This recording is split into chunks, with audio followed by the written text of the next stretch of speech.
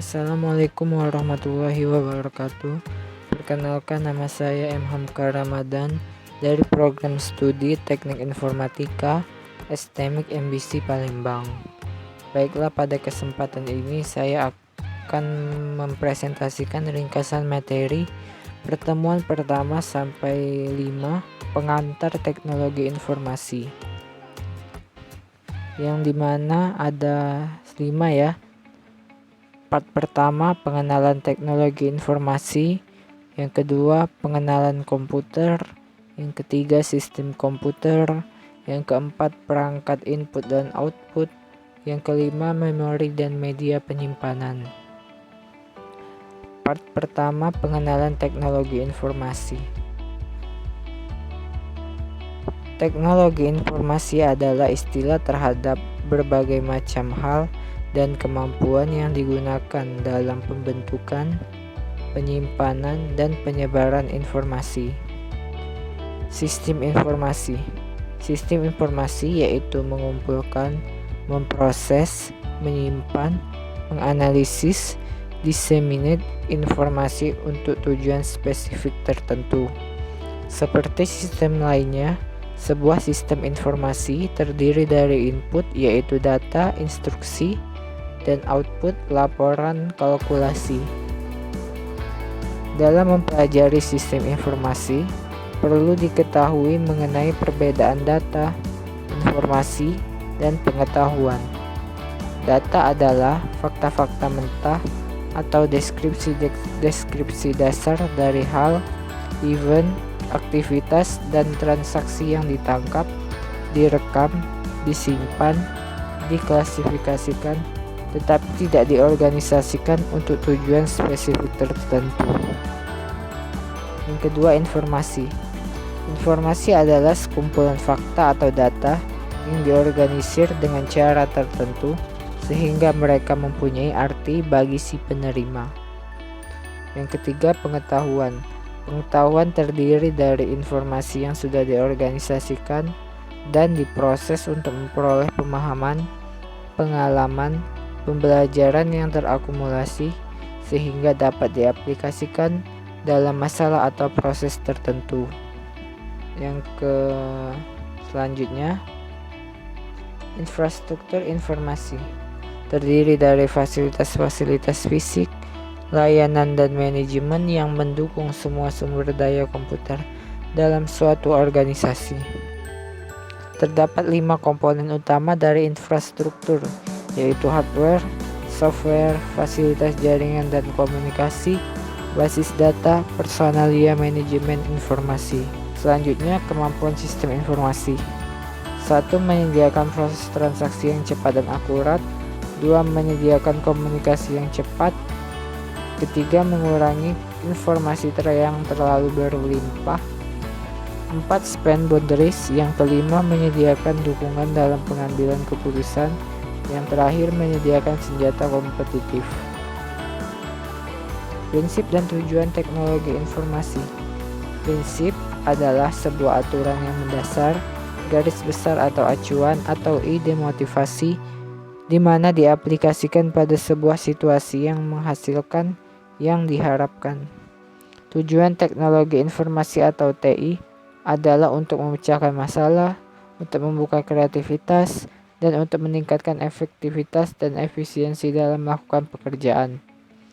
Prinsip high touch yaitu semakin Anda tergantung pada teknologi maju seperti TI, semakin penting untuk mempertimbangkan aspek high touch, yaitu sisi manusianya.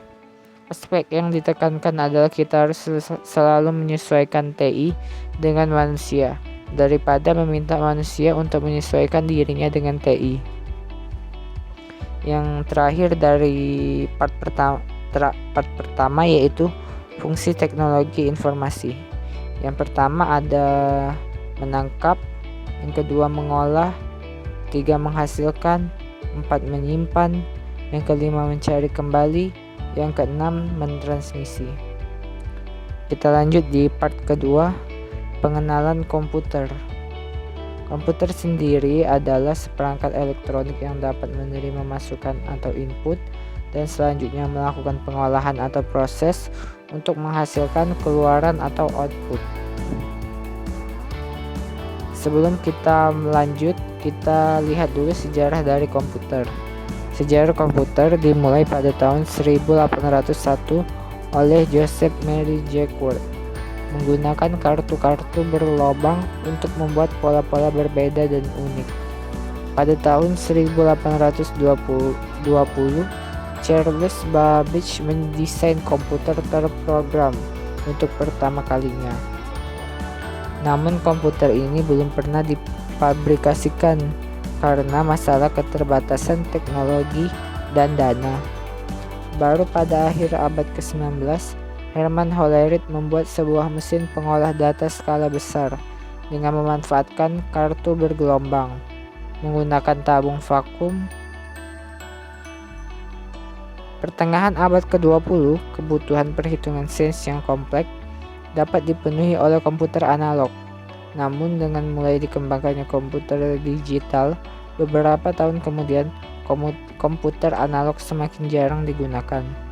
Loncatan teknologi komputer yang paling besar terjadi sekitar tahun 1930-an, ditandai dengan dipergunakannya teknik pemrograman digital yang lebih fleksibel, yang merupakan fitur penting komputer modern.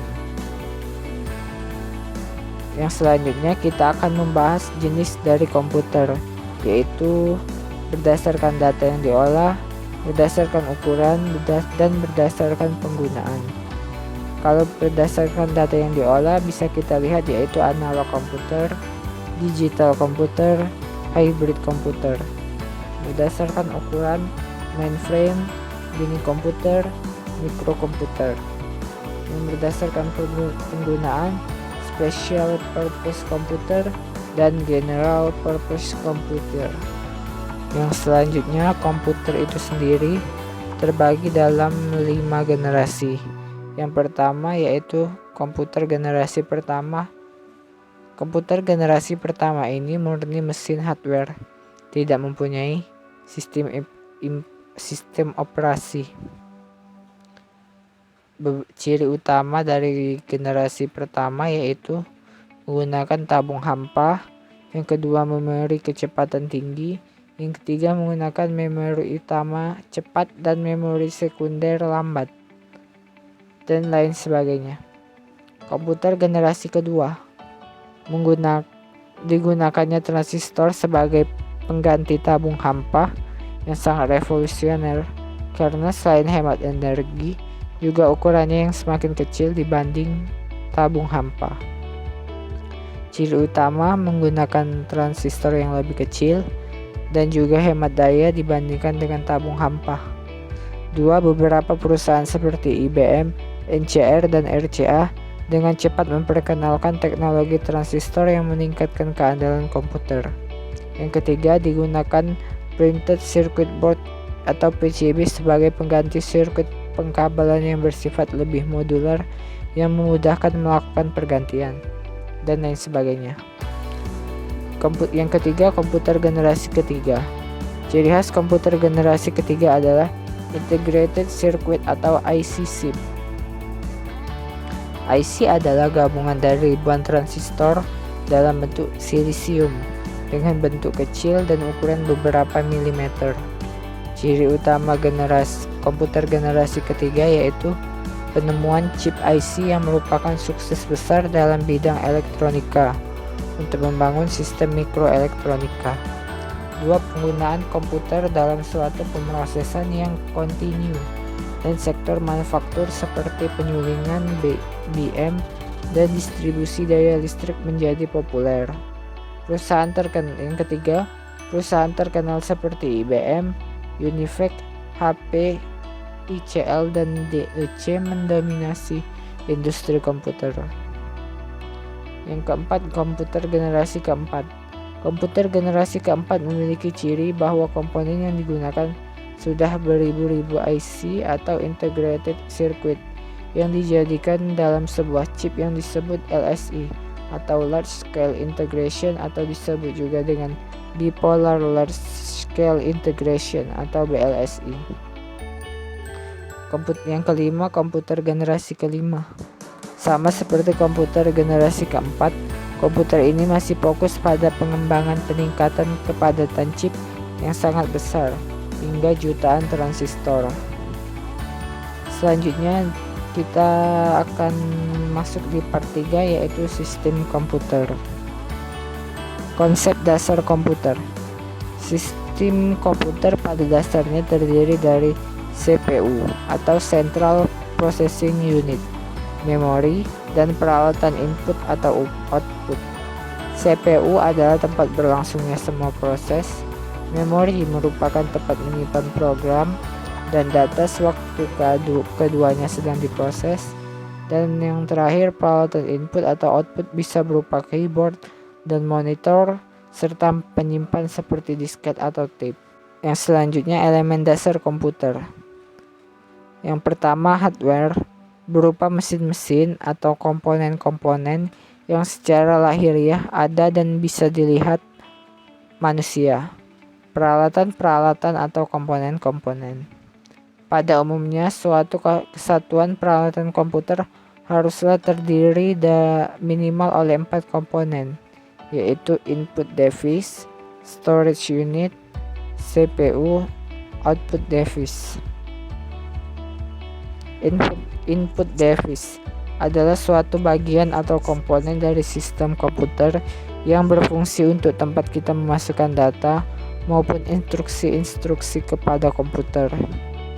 Output device adalah suatu komponen dari sistem komputer yang berfungsi untuk tempat mengeluarkan hasil-hasil pengolahan yang telah dilakukan oleh komputer. Selanjutnya ada 3 macam memori yang dipergunakan dalam sistem komputer, yaitu register, main memory, dan secondary storage. Yang selanjutnya ada CCU atau Communication Control Unit, yaitu suatu peralatan yang berfungsi untuk memudahkan atau memancarkan sinyal-sinyal data atau perintah dari suatu tempat ke tempat lain, atau dari suatu komputer ke komputer lain dengan jarak yang jauh sekali. CPU atau Control Processing Unit, yaitu perangkat keras komputer yang memahami dan melaksanakan perintah dan data dari perangkat lunak. Sumbernya dari Wikipedia. Komponen CPU terbagi menjadi beberapa macam, yaitu sebagai berikut: unit control unit dan ALU. Yang kedua, dari elemen dasar komputer, yaitu perangkat lunak. Perangkat lunak tersusun atas program yang menentukan apa yang harus dilakukan oleh komputer. Komputer harus melaksanakan instruksi yang terdapat dalam program untuk mendapatkan hasil yang berguna. Ada 2 macam perangkat lunak, yaitu sistem software dan application software. Sistem software berguna untuk mengatur file, meload dan mengeksekusi program serta menerima perintah dari mouse atau keyboard. Sistem software biasa disebut dengan sistem operasi atau operating system.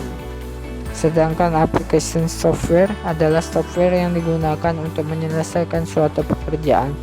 Contoh dari application software adalah Microsoft Word, Microsoft Excel, dan lain sebagainya.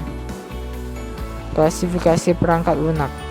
Yang pertama, sistem operasi, program utilitas, program aplikasi, program paket, dan bahasa pemrograman. Yang ketiga, dari elemen dasar komputer, yaitu brainware, adalah orang yang mengoperasikan sebuah komputer.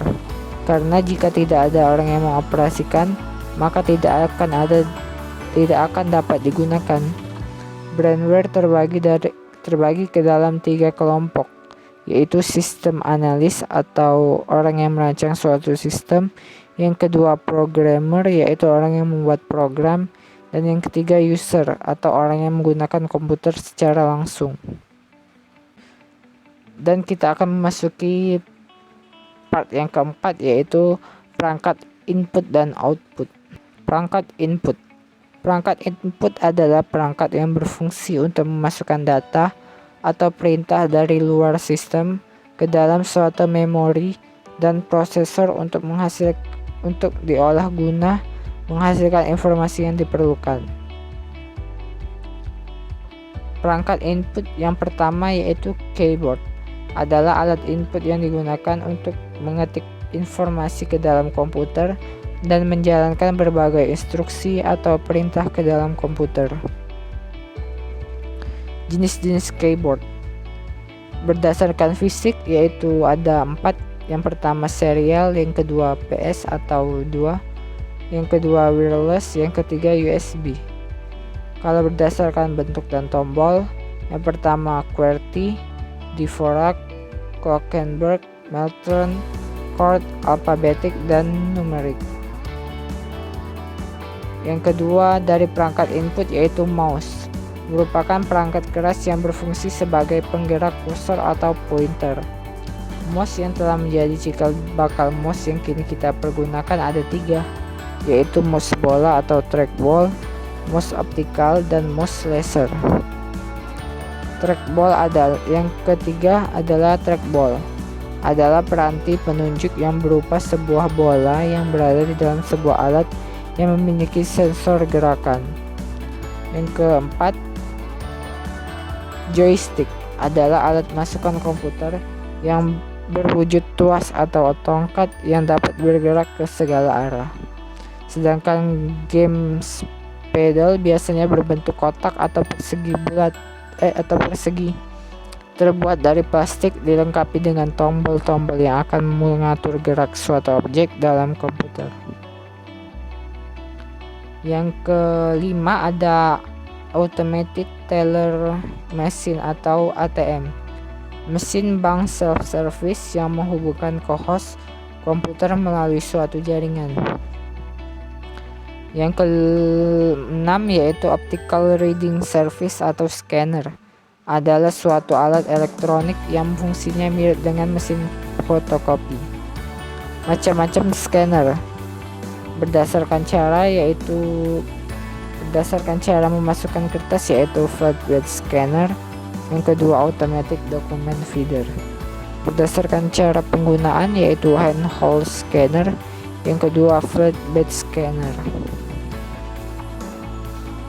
Yang ketujuh magnetic reader, alat masukan ini membaca potongan magnetis pada kartu. Yang ke-8 voice data entry, yaitu sistem ini menerima kata yang diucapkan sebagai data masukan atau perintah. Yang ke-9 smart card, alat masukan ini menyimpan data dalam suatu mikroprosesor yang ditempelkan pada kartu. Yang ke-10 adalah kamera digital. Kamera adalah kamera yang mengkonversi foto yang ditangkap secara langsung ke dalam digital image dan menyimpannya secara lokal dalam kamera untuk kemudian dapat dimasukkan ke komputer. Perangkat output. Perangkat output adalah peralatan yang digunakan untuk melihat atau memperoleh hasil pengolahan data atau perintah yang telah dilakukan oleh komputer. Macam-macam perangkat output. Yang pertama yaitu monitor. Monitor adalah peralatan yang memungkinkan komputer untuk menampilkan informasi balik ke pengguna atau user dalam bentuk teks maupun grafik. Secara umum monitor terbagi atas 3. Yang pertama monitor CRT atau Cartridge Raised Tube. Yang kedua monitor LCD Liquid Crystal Display. Yang ketiga plasma gas atau Organic Light Emitting Diode atau OLED. Perangkat output yang kedua yaitu printer. Printer sendiri terbagi atas 2, yaitu printer impact dan printer non-impact. Printer impact menggunakan printhead yang berisi sejumlah jarum metal atau metal pins yang mengenai pita ink yang ditempatkan antara printhead dan kertas. Printer impact contohnya printer dot matrix yang kecepatannya pada umumnya 30 sampai 550 karakter per detik. Ini adalah yang termurah dan paling ribet dari keluarga printer. Yang kedua, printer non-impact. Beberapa perbedaan teknologi yang telah digunakan untuk menyediakan berbagai printer. Ada beberapa jenis printer non-impact, yaitu printer thermal, printer inkjet, printer laserjet. Yang ketiga dari contoh perangkat output yaitu plotter. Secara prinsip memiliki fungsi yang sama dengan printer. Yang membedakan secara umum adalah ukurannya.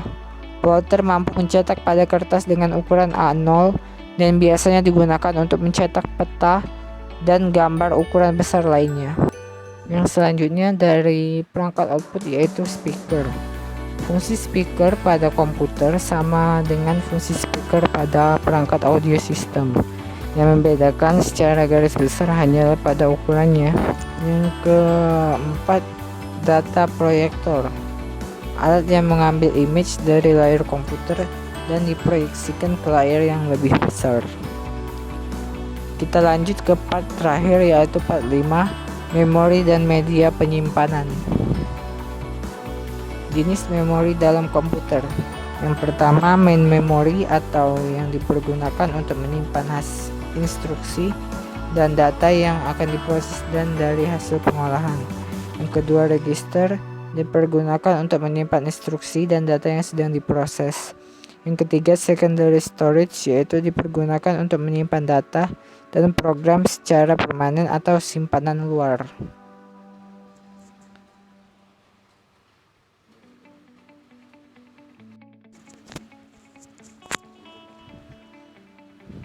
Selanjutnya yaitu memori utama, merupakan elemen yang penting dari suatu komputer yang digunakan untuk menyimpan data, instruksi program untuk digunakan oleh prosesor.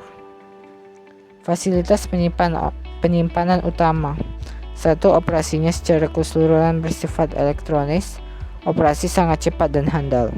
2. Data hampir bisa diakses secara sekaligus dari memori utama karena operasinya elektronis dan proksimitasnya mendekati prosesor. Yang ketiga, data harus ditransfer ke penyimpanan utama sebelum dapat diproses oleh prosesor. Penyimpanan utama dapat menyimpan yaitu instruksi yang menunggu diproses, instruksi yang saat itu sedang diproses, data yang saat itu sedang diproses, data yang menunggu pemrosesan, dan data yang sedang menunggu dikeluarkan atau output. Yang kedua, RAM. RAM atau Random Access Memory merupakan memori yang dapat diakses, yaitu dapat diisi dan diambil isinya oleh programmer. Struktur dari RAM yaitu input storage, program storage, working storage, dan output storage.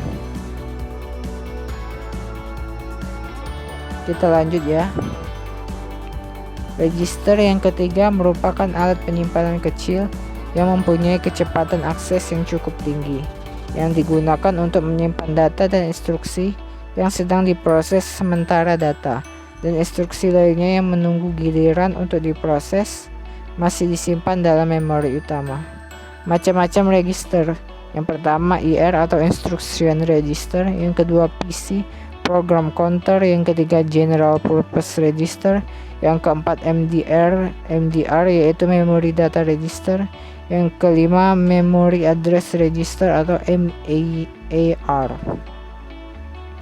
Yang keempat Secondary Storage, dipergunakan untuk menyimpan program dan data secara permanen yang berada di luar komputer. Secondary storage terdiri dari berbagai macam. Yang pertama, disk magnetic adalah perangkat yang digunakan untuk menyimpan data.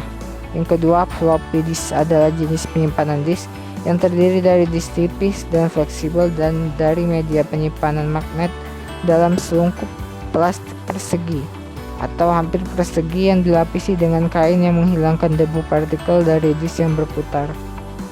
Contohnya bisa kita lihat di gambar sebelah. Yang ketiga yaitu optical disk, adalah jenis media penyimpanan data yang berbentuk kepingan bundar yang dapat memuat audio, video atau data yang dikodekan dengan 1 dan 0 pada sebuah material khusus. Yang selanjutnya dari memori dan media penyimpanan yaitu penyimpanan optikal. Penyimpanan optikal adalah media yang menyimpan data komputer yang dapat ditulis dan dibaca dengan menggunakan laser bertenaga rendah. Yang kelima, penyimpanan magnetik merupakan media penyimpanan yang termasuk ke dalam penyimpanan sekunder atau secondary storage yang paling banyak dipakai pada sistem komputer modern. Yang kelima, hard disk. Sesuai dengan namanya, hard yang berarti keras, media penyimpanan data dalam hard disk menggunakan media logam dan dapat terdiri dari beberapa plat sehingga mampu menyimpan data yang lebih banyak. Yang keenam ya, flash disk ada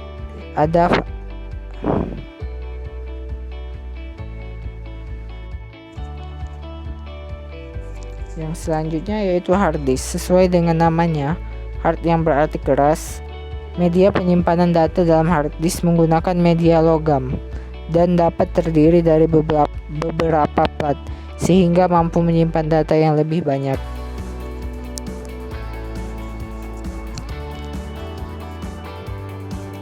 Selanjutnya ada flash disk, yaitu adalah piranti penyimpan dari floppy drive jenis lain dengan menggunakan kabel interface jenis USB atau Universal Serial Bus.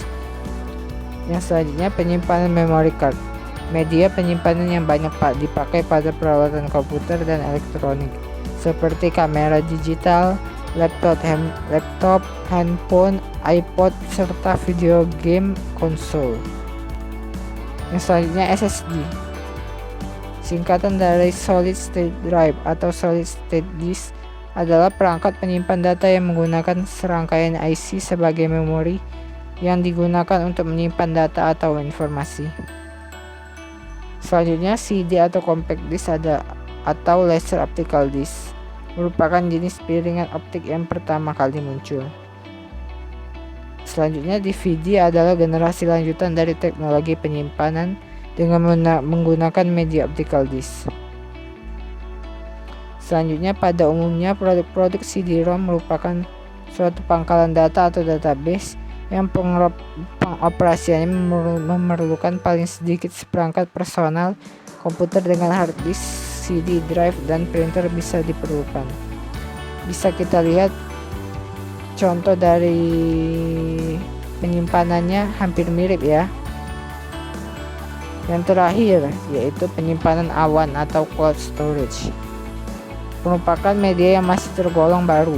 Media ini bersifat online dan tidak menggunakan kapasitas data memori pada perangkat karena mereka menggunakan penyimpanan yang terdapat pada internet.